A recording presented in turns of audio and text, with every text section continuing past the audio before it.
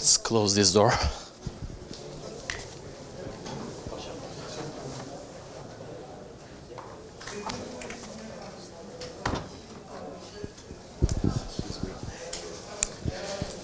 Yeah, this is the last session of today, and Coté will explain us is Kubernetes for developers. So, stage is yours.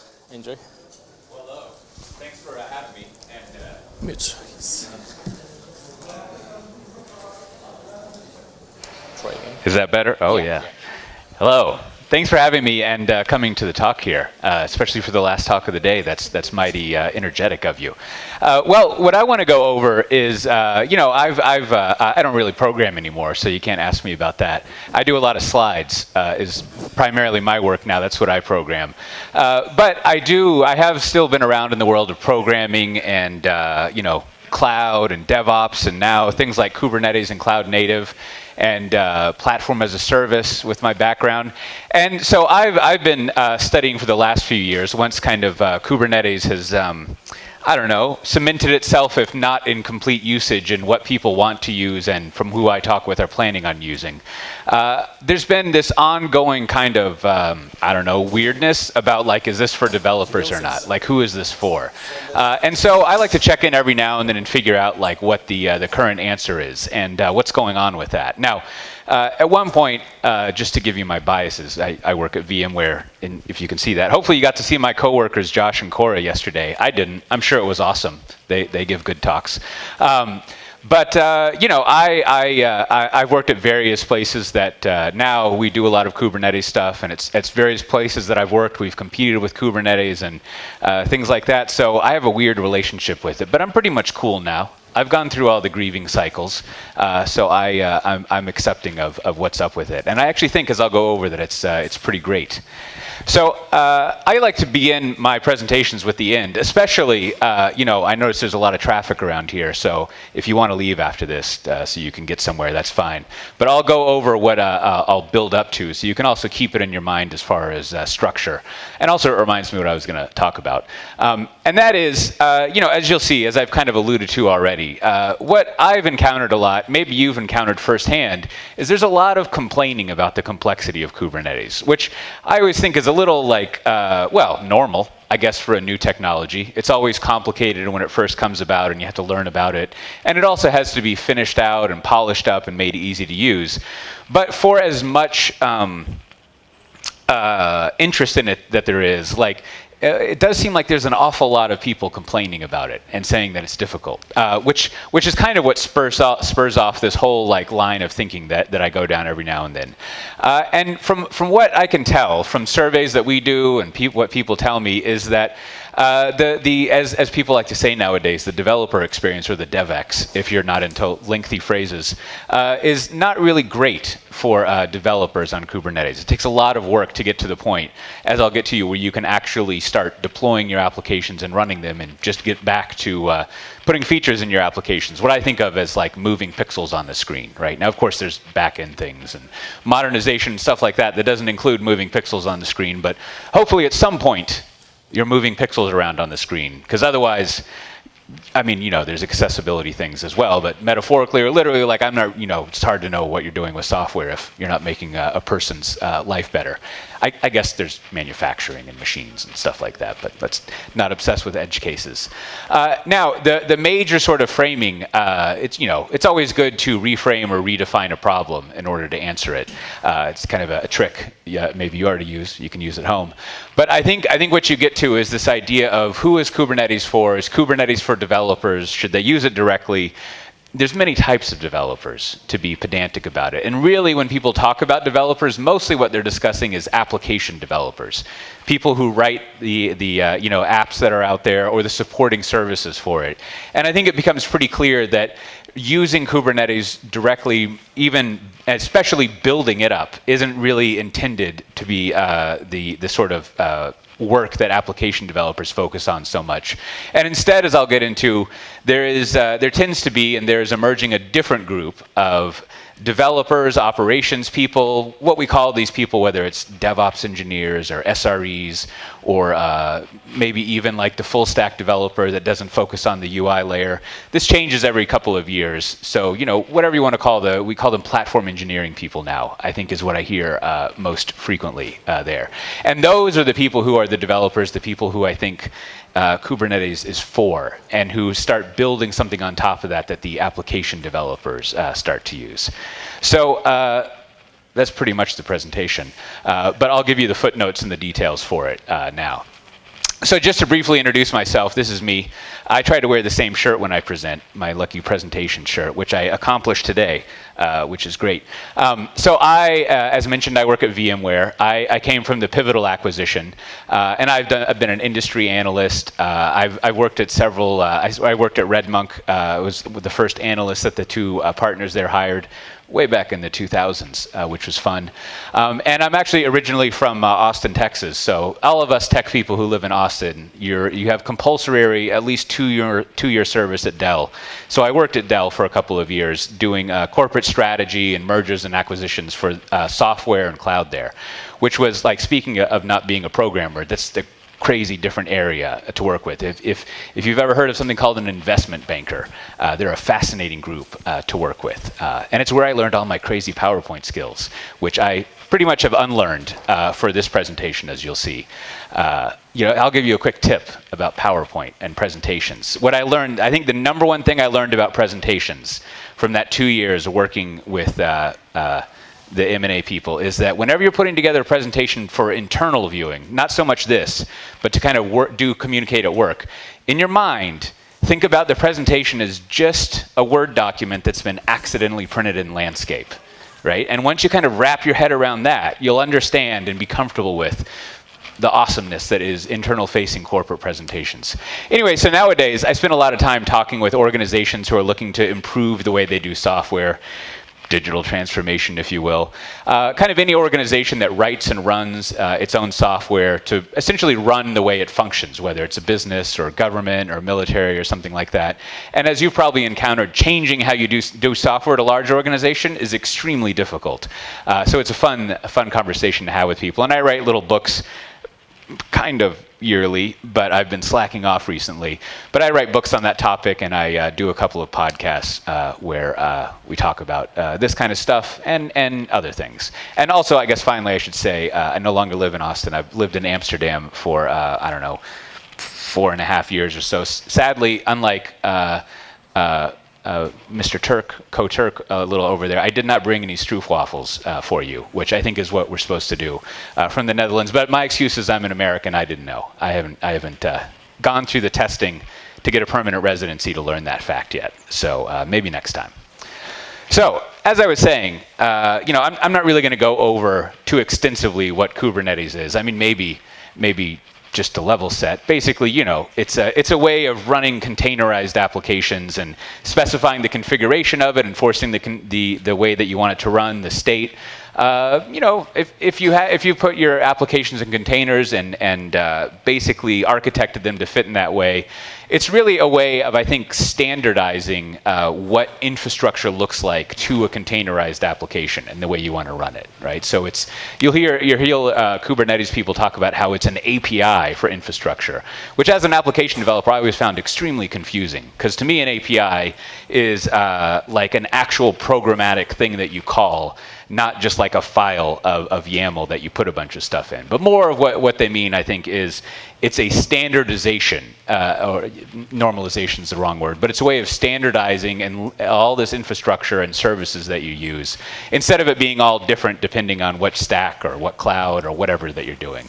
That was a pretty brief explanation of what Kubernetes is. But as I'll get into, there's a lot of motivations for people using it and a tremendous amount of interest now. However, even today, up to today, but definitely for the past 2 years, as people were sorting it out, what you see, and I I do need to get some glasses, but I can tell that this is unreadable. But what you see, whether it's surveys that we do about people's challenges getting Kubernetes up and running, or other, from the Cloud Native Computing Foundation itself, there's surveys about, the complexity of Kubernetes and issues that people have. If you've seen people use this chart, this is a listing of all the projects around Kubernetes that the CNCF, the Cloud Native Computing Foundation, keeps track of.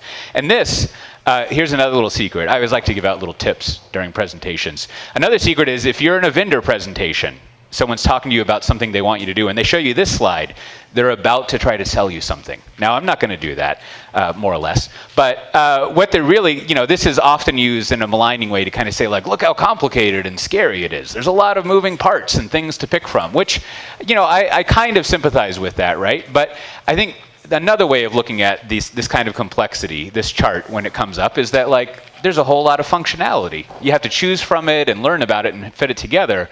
But there's actually a huge thriving community around this, which I think is another thing that's driven a lot of the success of Kubernetes. And then I'll get into this just a little bit, but there's also, I'm not sure if you've ever heard the word culture in terms of what we do in software in the tech world. But culture is often comes up as like, oh man, the way that people want to work and what they want to do, we're asking them to change. That adds further complexity to doing things with Kubernetes and at the infrastructure layer that you want to do. So, again, this sets up what motivates me to kind of check in on this every now and then. Like, what is the deal with Kubernetes and developers? Because, like, there's sort of just like a bunch of complaining about how complicated it is, which sort of seems to defeat the point of people wanting to use it and be awesome. But indeed, what we do find, and definitely over the last year or two, as more and more people have been using it, and I would say, I don't know how else to put it, regular organizations, right? Not like crazy tech companies and startups who just like do whatever they want, but organizations who have been around for tens, if not in some instances, lots of insurance companies, hundreds of years, or 100 of years. And they're building out that new infrastructure layer for running their applications. They actually do find that there are benefits from them, but they encounter again and again these challenges. And there's one in particular. It's fun to look at the year over year, that is the last 3 years of surveys that we've done, to kind of see how things have changed, right? And the black here is the most recent one. So you can see that people are becoming familiar and learning about it, right? The inadequate skills has dramatically gone down. And as with most technologies that start to grow in use, I don't know if you track the rise of other technologies, but security always becomes the big scary thing, right? That people are concerned with.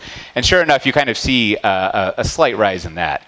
And I think, again, when I think about things that people are suffering from, the complexity of it, a lot of it, I think, has to do with the wider spread of using it, right? As you use Kubernetes for more and more normal things, or for more, more broadly and for a higher quantity of things, you're of course going to bump up against security and compliance things because you've picked the easy things to do at first, not the hard ones that require you to figure out who a security or compliance person is and actually like schedule a meeting with them and talk with them. And then even worse, you might have to do what they say, which sounds terrible. I had to file a ticket recently for something I wanted to do, and I think I've come up with an alternative option so that I just don't have to deal with that group, which is great for me.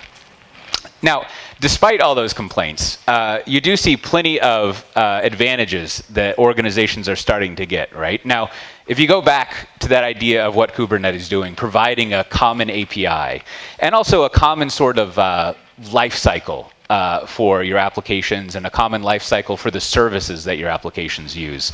That kind of standardization of how that is done brings all sorts of great benefits if you make your applications kind of fit with that way of running, and you change your operations to run that way, right? And it especially, it's built for containerized applications, for what we would call cloud native applications, right? Which are really, given my age, right? Like I think of them as like really well done distributed applications. Little components you stick in a container that communicate with each other over the network and mediated through services.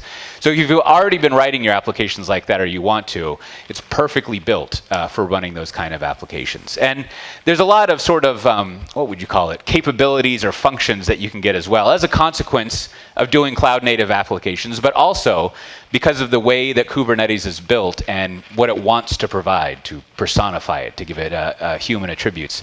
And those things also come in, if you remember that complex landscape of things. A lot of the tools or add-ons that support these things, but you have the ability to do things like run multiple versions of an application in production, which means you can do rolling deploys of things, which means you can also roll back errors that you have pretty easily. I mean, and that kind of option to do what some people call progressive delivery nowadays, my old friends at RedMonk, is extremely beneficial. Now, back to the security and the policy and the sort of like governance model of doing things, right? Again, by the nature of how Kubernetes would like or forces an application to be architected and built, and how it extracts the configuration out and enforces the way that the application is deployed. It also gives you a huge, not a huge, I speak a little too hyperbolically all the time, but it also gives you new capabilities when it comes to security and compliance, right? Like, it's much easier, if you choose to do this, to actually enforce security policy that you have, to sort of make it so developers aren't given the chance to even know they could screw it up and do something out of compliance, which is great. I remember when I was a developer, the more ignorant I could be of things I didn't care about, the happier I was, which I think is something perhaps not that was in the original charter of Kubernetes, but definitely is possible. And so, you can see kind of, here's again from the State of Kubernetes survey that we do every year. And indeed, you can see that there's a lot of operational benefits that people have been getting, right? So improved resource utilization, right? Which you could read that as costs, right? So you get more out of the existing resources that you have. And again, I think this is due to the standardizing nature of Kubernetes. And being able to upgrade it has become easier.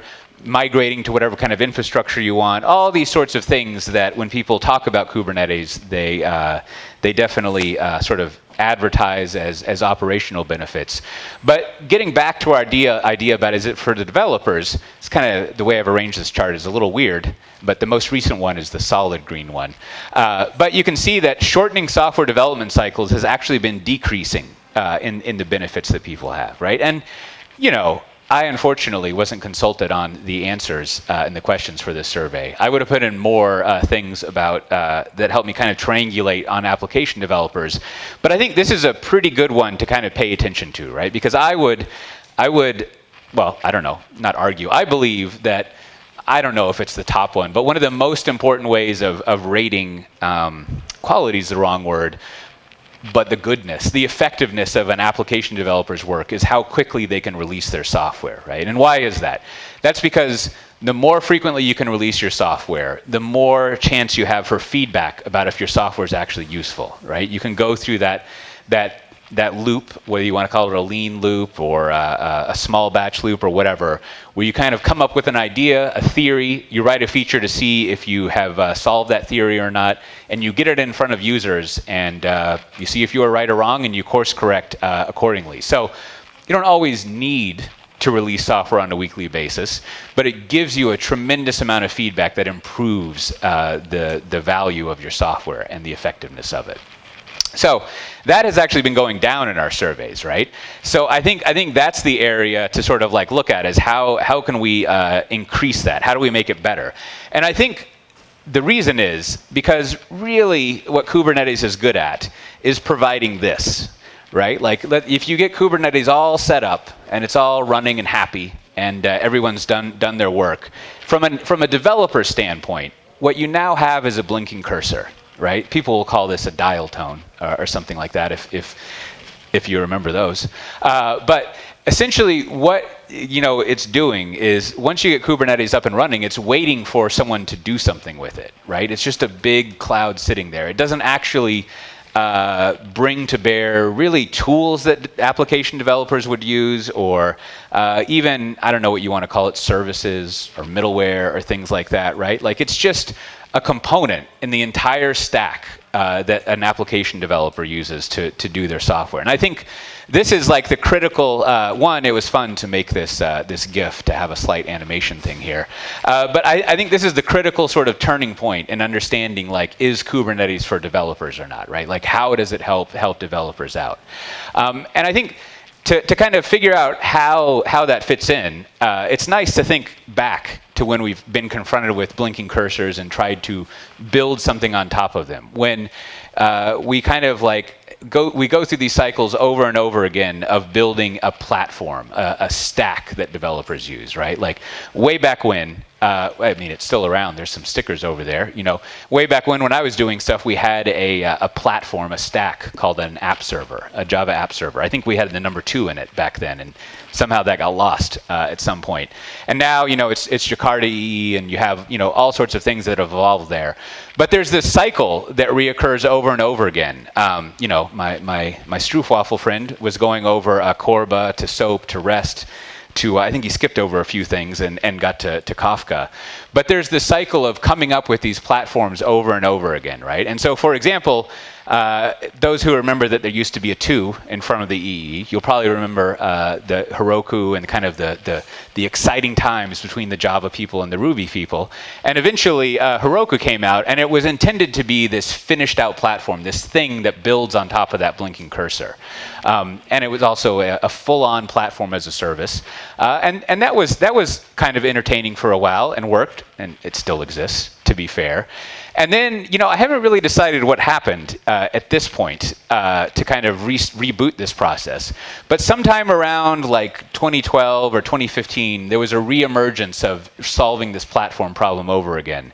And this is where you saw things like Cloud Foundry and Mesos and you know, all sorts of other things that were trying to recreate this idea of a platform as a service, build something on top of all of that infrastructure that developers would use that would allow them to start getting beyond that blinking cursor. And this is where I worked at Pivotal and VMware for like 7 years, so I was right in the thick of this stuff when it was all happening. It was very exciting, lots of stuff going back and forth. And then sometime, I always forget the year that Kubernetes came out, but like, you know, something happened in here where so then the infrastructure changed again, right? What often happens in this cycle is that when the infrastructure layer changes, the application development layer on top of it changes as well, right? It's very rare that like it kind of sticks around. That it what's the old idea from programming that like you're just going to swap out the implementation under something? Like it's always difficult for the infrastructure layer to accomplish that idea. But somewhere in here, like Kubernetes really grabbed everyone's attention, right? And you know, as the famous you know, saying or principle goes, right? Like it's a platform for building platforms. And I think now, if this is the right year, I lose track every now and then, but now we're right at the beginning of, once again, building out this platform, building out a platform that developers will use on top of it. And I think that's why you see things like the survey that shows that actual developer productivity and speed isn't necessarily increasing for people who are using Kubernetes, because we're still building out that platform on top of it, right? We're still building the layer. Essentially, that means developers don't have to deal directly with Kubernetes too frequently. There's a lot of help and components and tooling and a platform that's built on top of it. So that's another fun thing if you have, I don't know, happen to ever listen to my podcast. My co-host and I have a joke that like when it comes to monitoring and log management, there's this similar cycle, right, where we just totally reinvent what those things are every time the infrastructure layer changes, which is annoying for us because we worked on the logging and monitoring stuff in the 2004 era, and it's always a shame to see your stuff just kind of like maligned and not liked anymore. But that's fine. Things change. So going down this idea of a platform more, right? Like platforms actually are extremely useful. And you can tell I like to have charts. Now the thing about charts and surveys and data is, as an audience, you always have to be careful because I've chosen this chart because it supports what I want to say. There's all sorts of other charts and surveys and data that maybe don't say exactly that, but this is a pretty good one that you should definitely trust. Now this is from maybe the most recent or last year's DevOps report, and not the DevOps report, but the refresh of it that the Puppet people people do, the DevOps report that they do. I forget, someone bought them, so now there's someone else. But this is an interesting thing when you're thinking about the value of building a platform on top of Kubernetes, why you should do it. And essentially, I should redo this chart to be a little less confusing, or at least to me. But this would you call that yellow or like burnt yellow? I don't know if there even is a burnt yellow. Ochre? But essentially what you see is that organizations that they rate as high performing, they're using these characteristics, these components of a platform, right? So they haven't just required their application developers to do all of this stuff on their own. It's supported by a more of a centralized, standardized platform in their organization and team of people who are supporting that thing, these platform engineers, as you hear. Versus the lower performing people, however they bucketize that. I have a philosophy and an English major, so I don't really understand numbers and statistics and stuff, but I'm sure they did some rigorous analysis, or maybe not. I've done a lot of vendor surveys, and sometimes they're not so rigorous. But you can see that the more of these types of platform, more frequently you use these platform services, there's a high correlation to you as an organization doing well, right? So I think this is a good chart that kind of matches up to the kind of like instinct that you might have that if you build these services out, it would be helpful to people. So then, what is in a platform, right? Now, that previous one listed some characteristics, but I think it's worth thinking about kind of like a big boxes. There's no arrows here, tragically, but a big picture of what typically is in a platform, what people are thinking about it now. And this is from, I know you can't click on it now, but you can click on this when you can. And this is from a Forrester report you can actually get if you're interested. And it really just kind of defines what a platform is in this concept of Kubernetes, right? And so, this right here is more or less, and a little bit of right here, this kind of green stuff, when people talk about Kubernetes on its own, they're mostly talking about some mixture of the green things here, right? And what makes a platform is not only that part, but adding in these other layers, right? Like all of the, again, whatever you want to call it, the services, the frameworks, the middleware, the conventions that developers use and architects use, your data stores, but also, I think importantly, something that's overlooked a lot are the tools like your CI/CD pipelines, and also the standardized ways that you package up and configure things, the practices that you follow.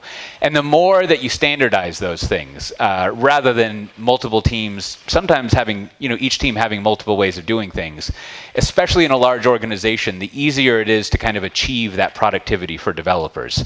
But it does require you to kind of build out these capabilities on top of the blinking cursor down there, and really think about what's all of that stuff that you're going to need to build that complete platform. And it's good to start now, because I think maybe in 5 years we'll totally do away with this and rewrite it if the cycles of platforms theory holds true, which probably will.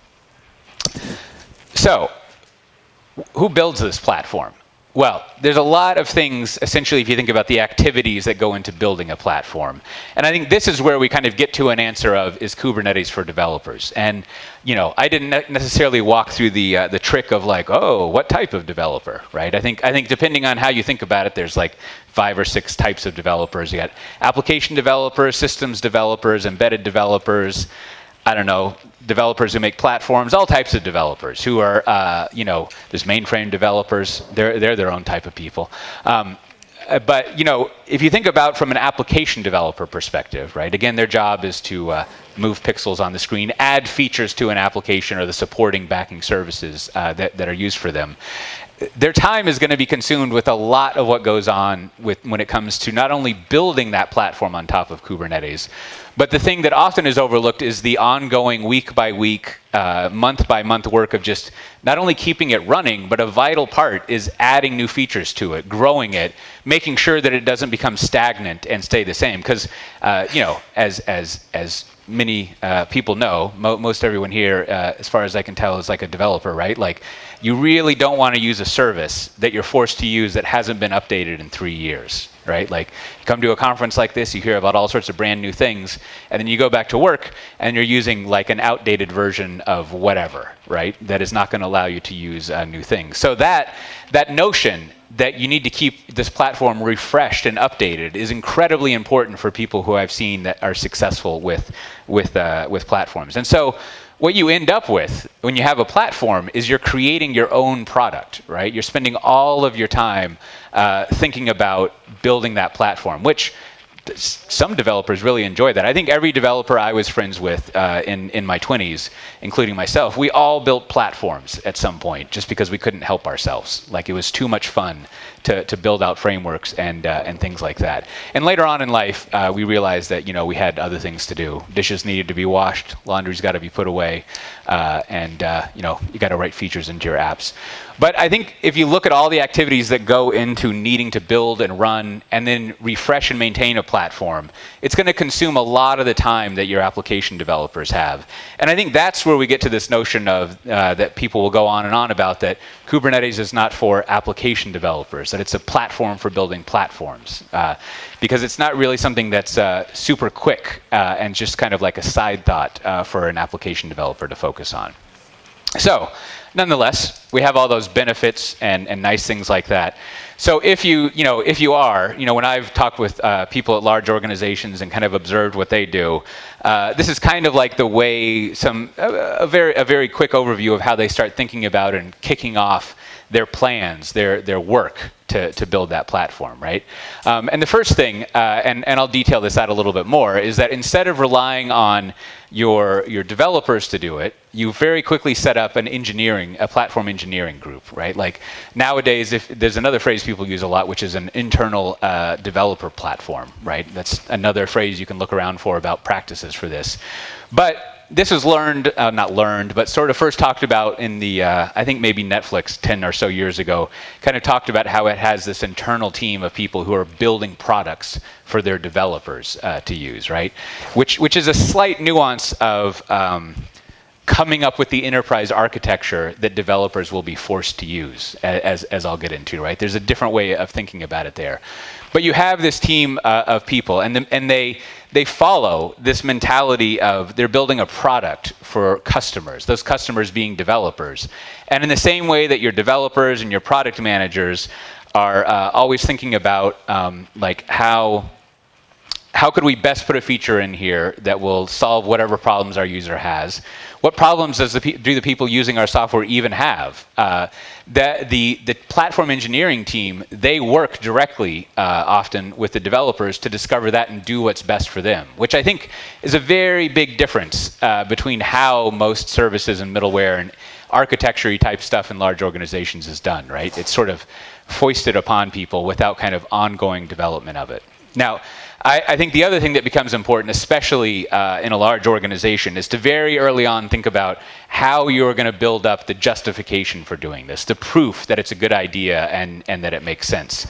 Like, there was a discussion about how Amadeus is modernizing its mainframe stuff recently. And, it starts off with a small group of people who are motivated to move their batch job stuff into Spring Batch off of a mainframe. But at some point, that team of people had to justify this work to make it some official work that gets support from the organization to do it. And as you're building out your platform, you want to, from the very beginning, think about, like, eventually, I'm going to have to show that this is valuable to the business and prove it out somehow. So I should start doing that from the beginning and kind of track metrics that show improvement, track that we have new capabilities, like with security and other things like that. But it's hard to kind of fit that stuff retroactively into your pleas to do something from a kind of a strategy standpoint. And then the other thing, I said there's a huge ecosystem out there of components that already exist, right?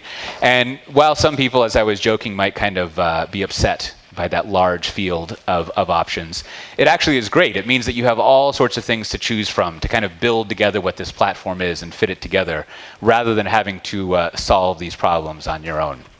And then finally, something that I like to emphasize to people doing whatever kind of change that they're kind of saddled with or have the pleasure of going through, and especially when it comes to building out a platform, right? At this stage in the kind of like not maturity of Kubernetes itself, but maturity of Kubernetes usage in organizations.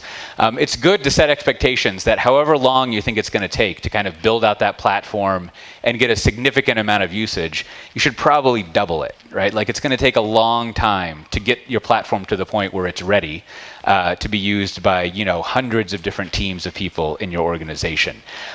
You know, a lot of people think that it'll take like, you know, 6 months or a year, you know, like, I don't know what the time is now, but when I was developing, really anything ever took, the longest anything ever took was 15 minutes, right? There was all that other work involved to actually get that code running somewhere. And similarly, it's like that with platforms in Kubernetes, right? Like it may take only 15 minutes nowadays, even to get, you know, Kubernetes running on a laptop, right? It's actually very quick nowadays. However, getting it integrated into how your organization functions, learning what works and doesn't work, scheduling that meeting with the network admins, things like that, making sure it's compliant, and then also working again with developers to product manage what you want in that platform, and kind of iteratively going through what feature works, the best things to have in there, is going to take you quite some time. It's going to take a lot longer than you may initially think, which I think is fine.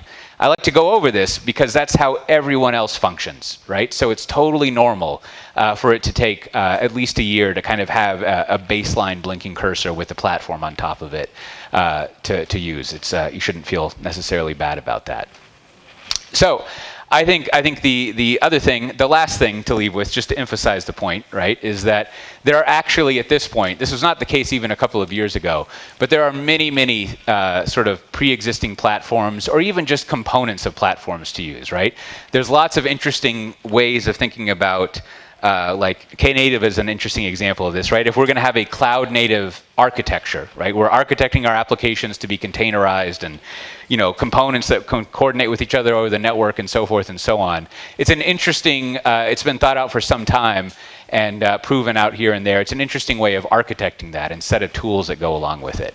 And there's, you know, other stuff built around that. And there's many other options of what a platform looks like that all sorts of people are working on. Now, I think, is this true? I would say pretty much all of these are open source and they're done in the open source community. So that means if you are one of these types of developers who really would like to build a platform, you can go do it now. Like you can poke around at those groups, see if there's some that you would like to join.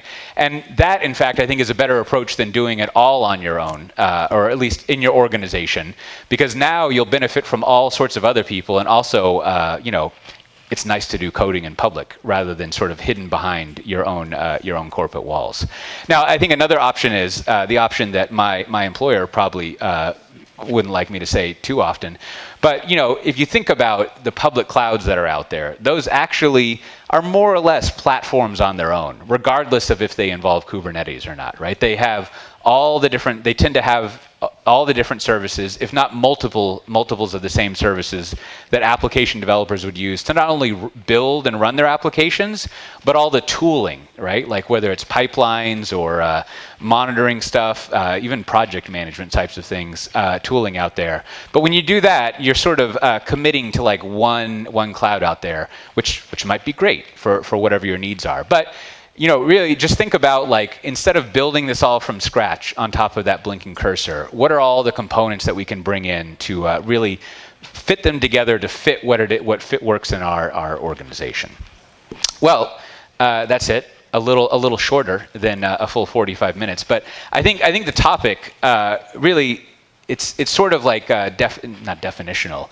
It really is just figuring out what the deal with that question of, like, you know, is Kubernetes for developers or not is. And hopefully, you know, we'll see what I conclude next time I go through this. But like, pretty much the conclusion that I've come to, and what I see people in large organizations I talk with working with, is that Kubernetes is a great substrate for your infrastructure, right? And it solves a lot of problems at that layer. But then what is required is to go up the stack a little bit and fully build out that platform that application developers need. And I think that's something that only, I think we all kind of know that now, but even just a couple of years ago, it wasn't really the way of thinking that most people I talked with who were doing Kubernetes had in their mind, right? They instead would want to stand it up and just give developers access to it and to kind of see where that would go. But I think, kind of as you saw in that survey chart, what we've learned is that doesn't necessarily make lives better for application developers. And there's more work to be done by adding in that the kind of platform engineering group. And most importantly, to emphasize the point, right? Product managing that platform that you're building. And just as a test of that, right? Like if you have, depending on what you call it, you're kind of like enterprise architecture group, your infrastructure people who are building out your infrastructure, you should ask them if they have a product manager, right? And probably the answer is no. And if they don't have a product manager, that's a good thing for that group to start getting, and they're probably not doing actual platform engineering yet. So that's a exciting conversation you can start to have with them, and kind of point them towards this idea of platform engineering or platform as a product, internal development platforms, whatever we end up calling it, but just building that all out. So thanks. I have a tiny bit of time for questions, but I'm always easy to find around online if you're interested in other things. And good luck. We have 4 minutes, so if there are any questions.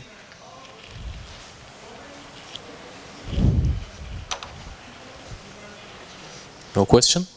All right. Okay. Well, I love. Oh, there is one. Too bad. Yeah. Hello. Welcome, Micheal. Thanks for the presentation, actually. I know that you come from VMware Tanzu, but you don't mention about Tanzu. So are you going to talk about a little bit Tanzu, how Tanzu going to manage the Kubernetes? Sure, since you asked. I'm well trained. Because we have some time, so... Yeah, I'm well trained not to give, as they say, a vendor pitch. I really appreciate it. Yeah, but I'll give you just a brief overview, right?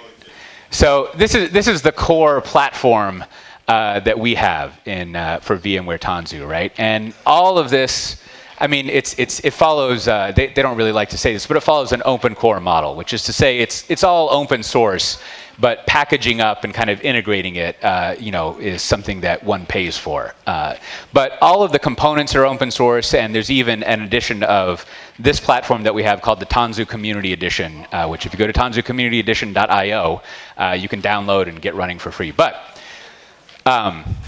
so that's the best option that you have. You should just download that and be off to the races. But it follows the similar pattern of what's going on there, right? That there is, we have a Kubernetes distro that you can use, but that's kind of incidental to the whole thing, right? Whether you run it on a public cloud or you use some other distro, what we mostly build on top of it is that platform type, that platform stuff, right? Which we call the Tanzu application platform. And you can see that what it has is the kind of like higher level, like runtime environment, like the architecture of how applications run and how they fit together, and even how jobs are executed. But then also, there's a fancy word for build pipelines now called supply chain, secure software supply chain, which I wrote an article about this recently. There's actually like genuinely new things about that versus a CI/CD pipeline. But that's another component of how do you actually manage the applications getting into Kubernetes and the configuration of it that's in there as well. And then there's all the usual stuff you would expect from a developer platform, IDE integrations and command line tools. And of course, we at VMware do Spring stuff a lot. So there's a whole, each of the different Spring frameworks, I shouldn't say each of them, many of the Spring frameworks, and probably your favorite, are built into this as well, right? So that it's all very easy to get up and running. And things like, because of things like the instrumentation you get with the Spring actuator, and because of, all the IOC stuff, the inversion of control stuff with Spring, it really fits into the way that Kubernetes thinks, the way that Kubernetes wants to use kind of Spring terms with it, kind of inject the configuration and inject the way that your applications are deployed and run. And so in the Tanzu application platform, we integrate very tightly with Spring to make it as easy as possible to, indeed, get really beyond the blinking cursor. I don't know. And we're VMware, so we have a ton of other things, as you can imagine. But that's the core that fits into here. So thanks for asking. Okay, one last question. Sure. One last question. we are following the Tanzu project very closely, and maybe you are in the source of the company, and you are very important for us. First of all, thank you very much. You've been here, and we are really appreciated. We are having you in here. But you know, Tanzu Mission Control is offering a SaaS solution for the observing the infrastructure, the Kubernetes infrastructure. But you know, the whole Tanzu solution is an on-premise solution, and it can work on the customer data center. And you know, VMware also is an open source.